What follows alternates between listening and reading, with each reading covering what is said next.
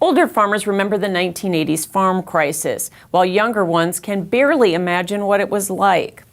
But today's themes are eerily familiar. A dramatic rise in farm equity, followed by shocking equity loss, disruptive trade policies, and rising costs. Mikkel Pates has been covering the farm economy through it all and takes a look back in a series of special reports. Throughout the 1980s, which was really a tough time for agriculture.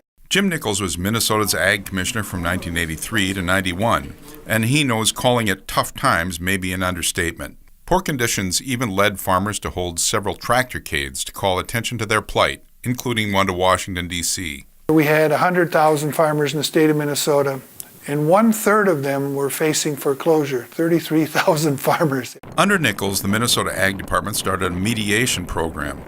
When a banker sent out a foreclosure notice, he had to sit down with a farmer and a mediator from the Ag Department. My phone averaged 1,000 phone calls a week when I was ag commissioner.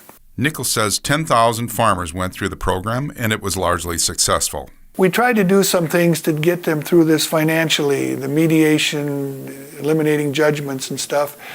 And then we went to Washington to get a decent 85 farm bill. The new CRP program took land out of production, reducing surpluses. Gradually, interest rates dropped and commodity prices rose, and the crisis eased. But for dairy farmers, the current situation may be as bad as it's ever been.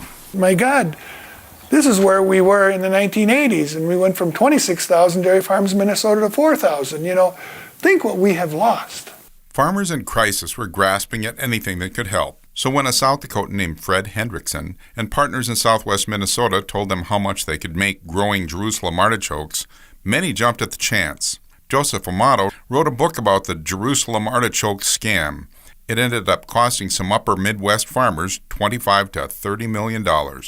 The whole thing smelled scam on a scale that was incredible. We had had nothing like this. In 18 months, they sold $30 million.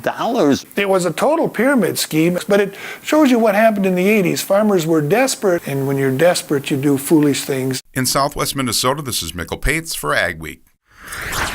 Mikkel will have more on the 80s farm crisis, including the hope and hype of Jerusalem artichokes, in the next Ag Week magazine.